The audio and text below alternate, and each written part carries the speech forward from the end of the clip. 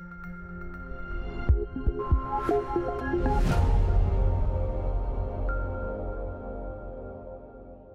this is Alexis from the Kiteboarder magazine. We're here at Surf Expo 2014 with Adrian from Access. How you doing, sir? Always good to see you again. Always good to see you too. Let's talk about these awesome boards. Okay, this is our Access Liberty, new for this year, and it's a basic price point board, flat on the top, flat on the bottom. Simple board so that we can achieve a reasonable price with it, but it's a great, tough school board. Same outline and rocker features that we've used in our high-end boards. Simple fins, 50mm G10 fins, very durable. This board here, we had a bit of fun with the graphics. We said to our designer, Liberty is the name of the board, and for him, liberty meant freedom. So he's got a seagull, he's got his daughter's eye. This is Nelson Mandela's handprint, and he made a kind of a circle out of it. If I lay that down, they all kind of fit together in a circle. There's a few boards missing. We've got a 137 and a 134 in there. Something a bit different. So awesome. That's our price point school board, and it's a great all-round board to ride. And the second board we're going to cover on the range is what's this range of boards here, which is our Freeride Freestyle boards. We'll start here with the new school. This board here, I guess the base shape is a little more basic. It has a V spine that runs through, and it has 2 channels in it. You can kind of see in the base shape of that one. It's more of a simplified base shape. The outline of this is more parallel, more curve in the tips, and it's a Freeride Freestyle board. It goes from 128 to 138. Seems to be really popular with the younger riders. It's a board that you can land easily just about anything on. So a lot of our freestyle riders are really popular with that one there. That's the Access division. This one here is the Access Vanguard. This is a board we've been doing for a few years now. I've changed this one a little bit from last year's board. I've added more carbon through the heel side of it, through here, so it's a little stiffer through the tip area, and I think it tracks a lot nicer, and it's a much nicer board to ride. You can see that's got a lot more detailed base. It's got a very defined spine in the middle and very defined channels here. For me, when I ride this one compared to the division, I feel like I've got better edge hold and better carving on this style of board. Very smooth riding with the channel detailing in the bottom. This one here is biaxial glass and unicarbon. This is the limited. This is my favorite board in the range. This is what I choose to ride most of the time. It's very similar shape to the Vanguard, but it's 100% carbon construction. It's biaxial carbon, so the carbon's 45 degrees and 45 degrees, and it has a unicarbon to control the flex. All of our Freeride Freestyle boards, they have an offset insert pattern. So you can see that from where the inserts are, this is the heel side, this is the toe side. Really important so that you can get the duck in your straps, but it also means that this side here is where we have our unicarbon tapering to a point. This side here doesn't have the extra unicarbon, and that's what makes the board ride so nice on that edge. Okay, these are our specialist light wind boards. We've got the Access Ultra and Access Patrol. It's the same shape, same sizes. The Ultra is the full carbon construction, and the Patrol is the biaxial glass unicarbon construction. The base shape compared to the Vanguard and the Division is a more simplified shape. There's a spine there, but it's not so radical, and it's just a double concave fading to flat in the tips. These boards have a flatter rocker, approximately 20 mils rocker, whereas your average Freeride Freestyle board has about 37 to 40 mils of rocker.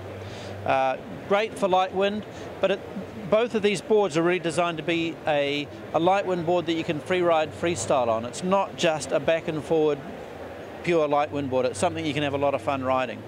I use the 144 version of this as my light wind board when I can't get going on my 136 Limited. The 136 Limited is my favorite ride of the whole lot. So let's go with this next one over here. This one? Yep. This is the glass version of the Ultra. Same base shape, same everything. This is slightly softer and slightly easier riding. The carbon one is a little more pop, and it's a little bit better upwind. Awesome.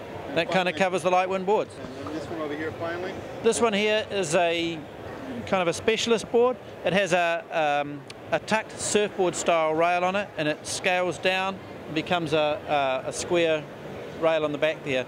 How this works is this basically mimicking a surfboard rail.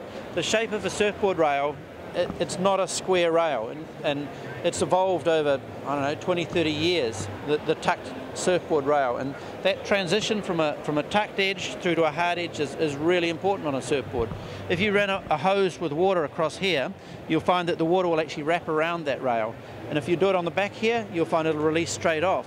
What that does when you're riding is it actually pulls the board deeper down into the water and makes it ride really, really smoothly. This board here is designed to be ridden with two 70mm fins and one 80mm fin in the centre as the back of the board, and the front of the board just has two 50mm fins. Equally, you can ride this board just with 50mm fins all around, and you get a really, really smooth riding twin tip out of it. Now I noticed that it has a really strong spine in the middle. It's kind of like it's basically like a surfboard. It's got a double concave through to a V shape in the back of it. So Adrian, let's talk about the new park boards. This is our park board range. We've got a 141, a 139 and a 137. These two here, this one was designed with Alex Lewis Hughes, Rowdy, and I developed the board with Alex and Billy at the same time. At that stage the boards were quite different, but over the development period working with them, the boards ended up being a bigger and a smaller version of the same thing. So it was kind of cool the way it worked with those guys. Let's look at this, beautiful. A lot of rocker on there, deep channels. These boards have got around 58mm rocker, a little bit more than last year's boards. The base material on this is a thicker material than last year and a lot more durable. It's a TBE 2000, it's a sintered PTEX base, and it's really, really hard, durable slider base. The base shape on the bottom here, very, very defined channels. So it can be ridden finless. It actually comes with 18mm fins, but nice ridden finless.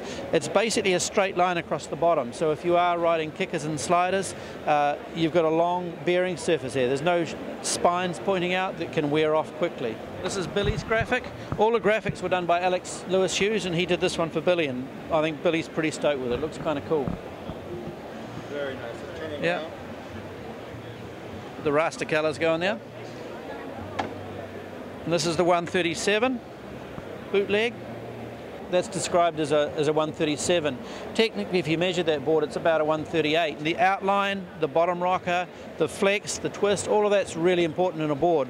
What happens between this side and this side of the board, like across the tip, really doesn't make much difference. And in all of our free ride, all the rest of our boards, it is virtually a straight line. It's a big thing because you stand it up against a wall and it won't fall over. This one here has actually got a lot of curve through the tips. And what that's for is for when you're riding park features, having that extended out tip actually gives the board more feel when you're riding off the tip. So the board length, I mean, we've described it a little bit shorter because the rail is shorter because the tip extends out. So that's why it's kind of different to our other boards in the range size-wise. So Adrian, let's talk about the straps you have this year. It's kind of based on what we had going last year. We're really, really happy with last year's design.